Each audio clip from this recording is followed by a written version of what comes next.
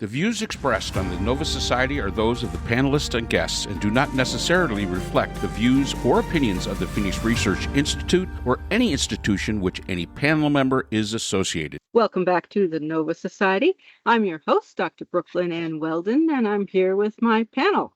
Your favorites and mine, Dr. Scott Gershwer and Dr. Mark Bound. Today we will be answering listener emails, and we have a question from Stewart, who lives in Sioux City, Iowa.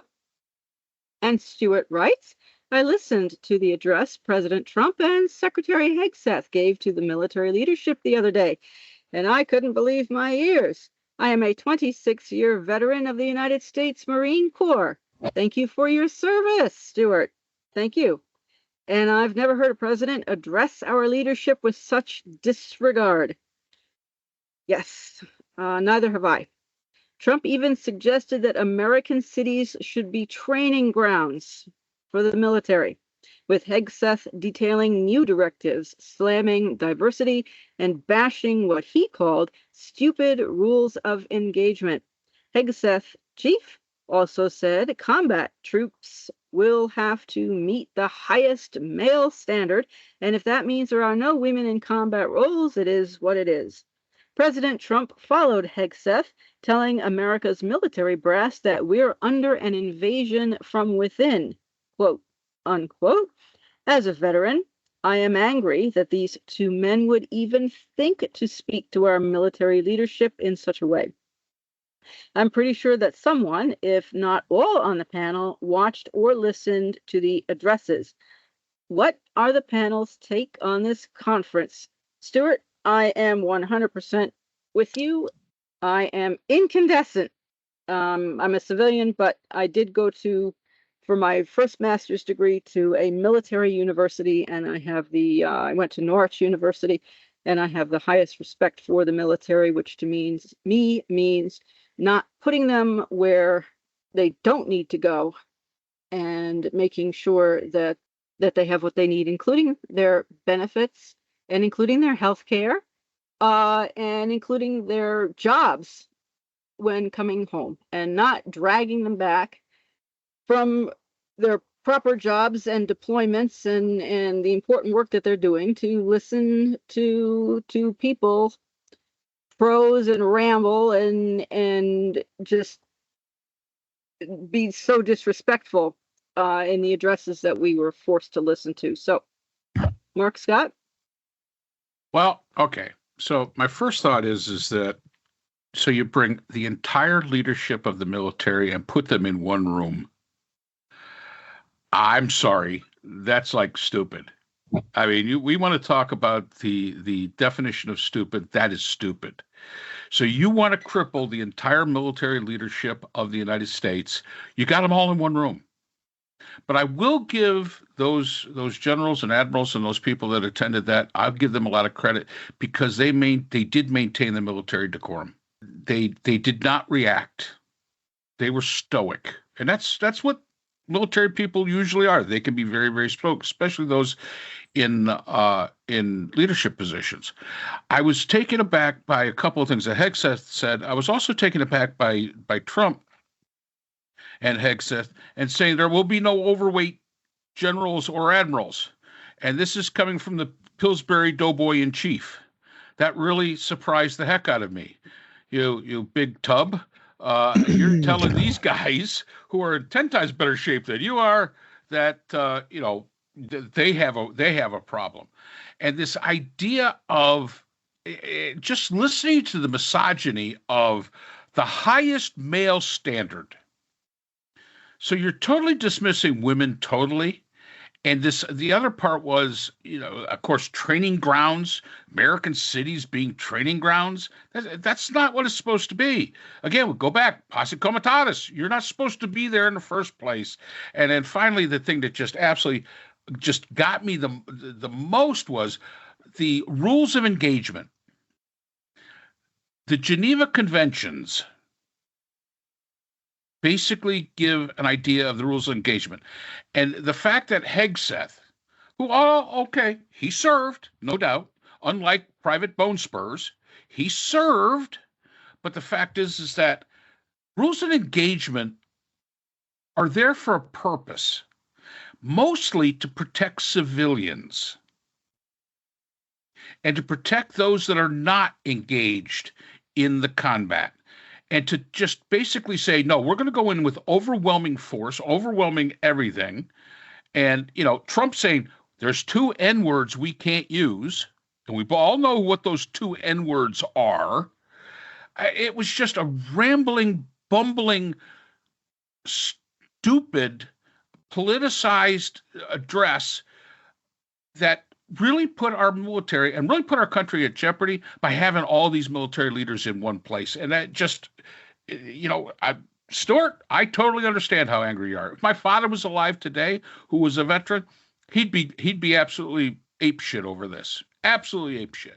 So if I had to give one word for how I feel about this meeting, that word would be relieved. I feel relieved. I was actually in total fear that this was going to be a purge of the officer corps of the military.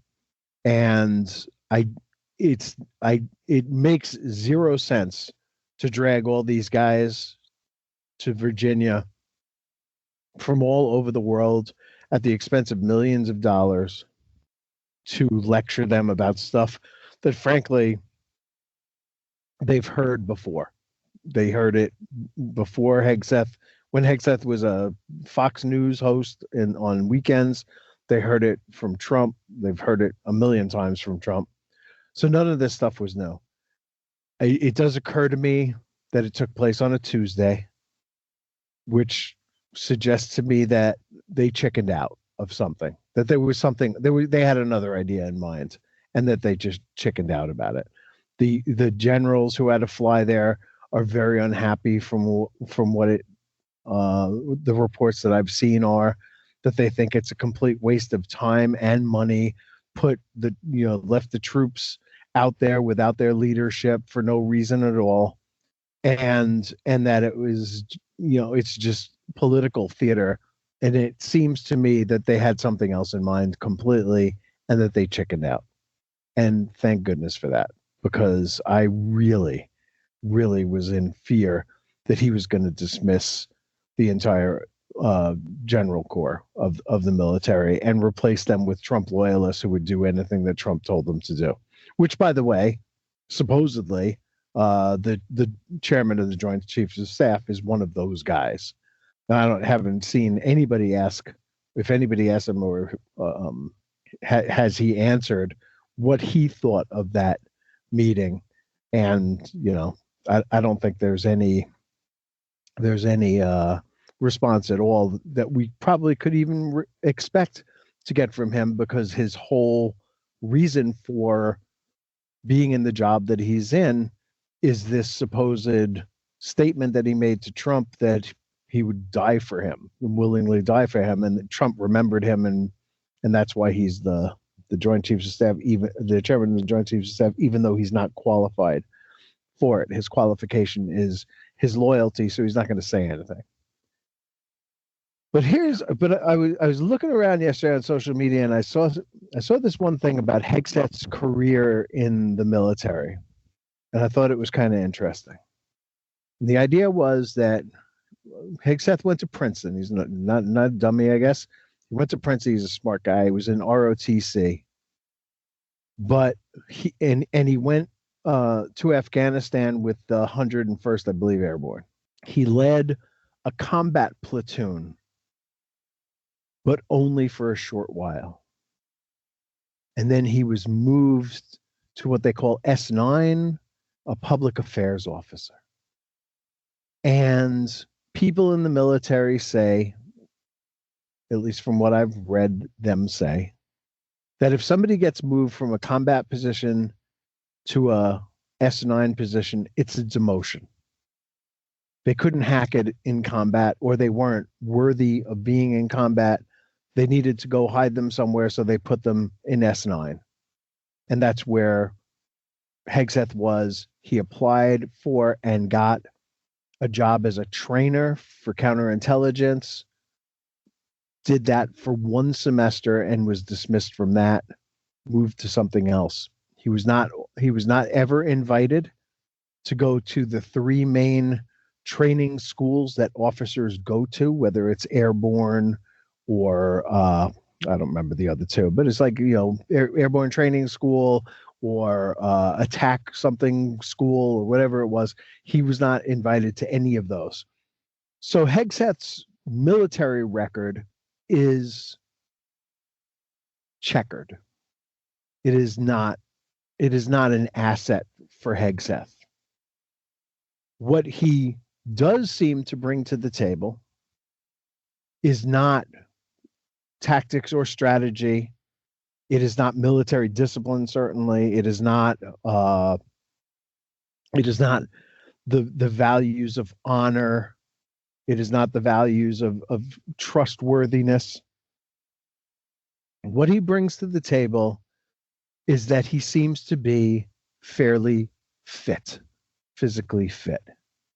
And so he wanted to tell his military, as Secretary of Defense, that under Pete Hegseth, we are no longer going to emphasize those things that we have always emphasized: honor, discipline, trustworthiness, strategy, tactics, the ability to fight. All of those things are out, and what is in is physical fitness, because this is a military built in his image or self-image, and this is what he's good at, and this is what he wants them to be. I'm pretty sure that I've seen enough of the big generals that you see on TV to know that they all take great pride in their appearance and their physical fitness, and that they're going to lead by example, and they're not going to ask their troops to do anything. They're going to be out there in front running with all the youngsters, all the 18 and 19-year-olds, and they're pumping along there at 58, 59, 60 years old, and they can get it done. And this was unnecessary. But and then Trump's whole thing was the usual Trump nonsense. Just the one newsworthy thing was that announcement that you could use to feel free to use American cities as a training ground, which is obviously ridiculous, and hopefully they would reject. But the thing seems to me that we dodged a bullet somehow. I have no idea what that bullet was, but I suspect that it was something really, really drastic that they just decided not to go through. And we've seen this before with Trump. He's earned that nickname Taco. And it was, again, a Tuesday. And they didn't do what they were going to do. And I'm grateful for that. Well, yeah, Scott, I was also afraid that there would be purges. My concern is going to be when the time comes to take the military into an American city, because we're only 9 months into this mess. It could be over the elections next year. Who knows what the trigger point will be. And the military refuses, then there will be purges. And at that point, we won't have dodged the bullet. I mean, the military needs to step back and do nothing. Would you take it, Brooke, as a good sign that they sat on their hands? That even when certainly Hegseth went up there and he said, "And to our enemies, FAFO," which means fuck around and find out. And it's supposed to be a big laugh or applause line. It got nothing. There was nothing but dead silence in the room. And Hegseth ought to have known that. Although with his military career, as you pointed it all out, I'm not sure that he would know that. I don't know what he knows and doesn't know. Yeah, no, they are supposed, the military leadership is supposed to be silent. And Trump kept saying, well, you can applaud if you want to. You can leave the room if you don't like what I say, but then of course you're going to lose your rank and all this and that. But there were a number of times where Trump was clearly waiting for applause or looking for something. When I watched this thing and I watched Hegseth going across the stage, I kept waiting for him to start skipping like he was Dorothy Gale on the Yellow Brick Road. To me, the whole thing was so utterly ghastly performative. And I what a waste of time. I mean, these are real professionals. who were hauled into that room and to pull people from around the world, as you say, millions of dollars. And what a waste of time. And to put everyone in one room and force them to sit there, as you say, leaving the troops leaderless and putting all our leadership in one room at the same time. I mean, what a target, and advertising it in advance. It just, the stupidity is just skyrocketing into the stratosphere somewhere. And yet Hegseth is even with the signal gate or whatever it was, and now this, apparently he's not going anywhere. And to reduce the military only to physical fitness, when certainly the generals have earned everything they are, and they do, and they've gone to school, and they have decrees, and they've gone to these military schools as well. I mean, when we talked to Glenn Kirshner, what he had to go to Army law school as well, and then I think he said he went to regular law school.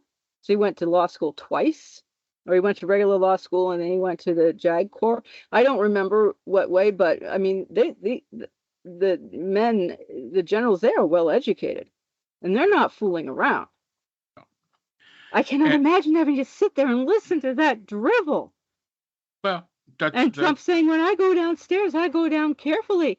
And Obama, he just goes, I mean, and complaining about Biden and talking about the auto pen and talking about, he won the swing states and this and that. Well, the usual ridiculous nonsense. I know. Well, it was rambling. I mean, if you think his speech to the United Nations when his teleprompter didn't work was rambling, this was even worse.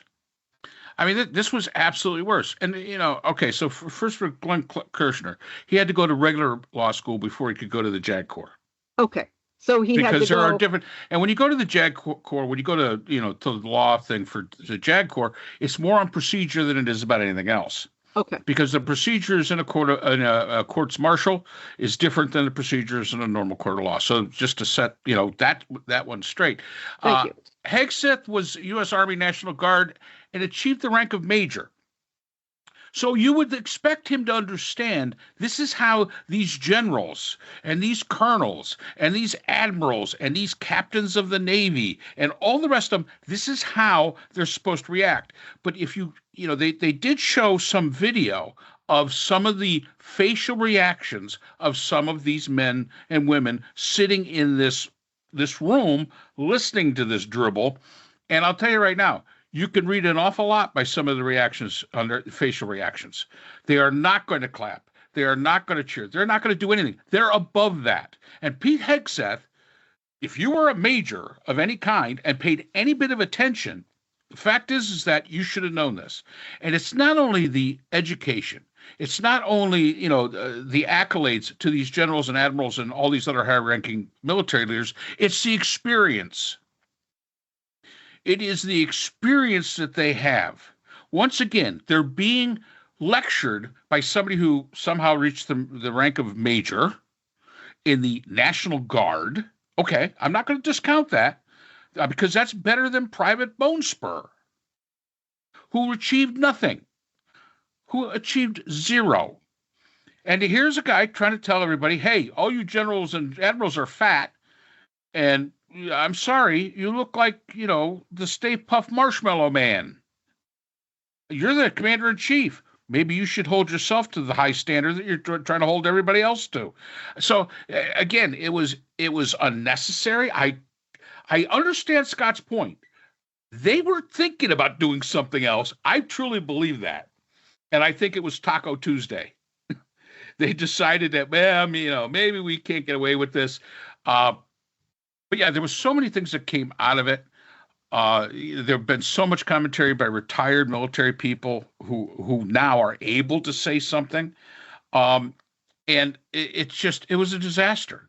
And the thing that gets me is if you're a Trump supporter, that's perfectly fine. Whatever. I'm okay with that. But if you sit and listen to what he was saying to the military leadership of our country, And if you don't think that that wasn't a rambling, incoherent, stupid, speech that he was giving, if you can't see that, then there's really no common ground left, because that was totally obvious. And if you also don't think that those generals and admirals and all this don't understand the chain of command, and they do understand the chain of command, they understand that the president is the commander in chief. If you don't think that gets them to lose heart, I mean, how many of them were probably sitting there saying, what the hell am I doing?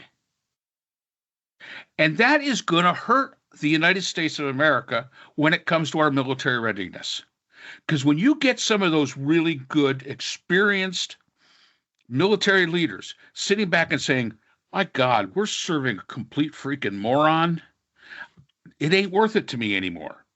And they retire, because a whole bunch of them in there, if you look, they're ready they could retire if they wanted to. They've got their 20 years in, and they're going to have a really nice military pension, and probably could get a pretty good gig outside of the military, making more money than they're making inside of the military. If you don't think that doesn't make them lose heart, I don't know what the hell you're thinking. And if nothing came out of this meeting, it is that these two men, Private Bonespur and Hegseth, the Secretary of War, which who knows who we're on war against, maybe Portland or Oregon. We're on war against Portland, Oregon, have no idea what the hell they're talking about. And I think that's really the important thing to take from this absolutely disastrous. And I will say this, Scott, just because you went to Princeton doesn't make you smart. It's okay. Yeah. I mean, I'm going to tell you, I always said, somebody will say to me, well, I went to Harvard Law. Well, guess what? They don't teach any more special law at Harvard than they do at Nova Southeastern. The law's the law. I mean, I'm sorry. Yes, Harvard's very prestigious. Only in the name. It's like when, with a motorcycle. I always owned Honda Goldwings. Why? Because they were cheaper than Harley. Because I was not willing to spend extra money for the name Harley Davidson and also have a muffler that would make my teeth rattle out. So, yeah, that would be my thing. Princeton's very nice. All respect to people that go to Princeton. But just because you went there, just take a look at J.D. Vance, who went to Yale. All right, doesn't mean... Dollar Bill Bradley went to Princeton, so I've always had respect for it. Well, followed on the New York Knicks. But I'm gonna bring up a name. I've never done this. I swear I've never done this before. I could never even conceive of myself doing this. I'm gonna bring up the name of a German general named Dietrich von Saucken. Okay, I'm probably not saying that right. I do apologize to anybody who may be German out there, including your friend Mark, that I'm probably not saying that correctly. But this is one of the few generals, German generals, who came out of the war more or less with his reputation intact. And one of the things that he did was, very late in the war, like the middle of March 1945, he went to Hitler's headquarters, and he's very much like this Prussian, really almost a stereotypical Prussian guy. He's got a monocle. And he's got the saber that he walks with, and very stiff. And he went into the bunker, I guess, and he didn't give the Nazi salute and say Heil Hitler, which was a regulation at the time and in the military.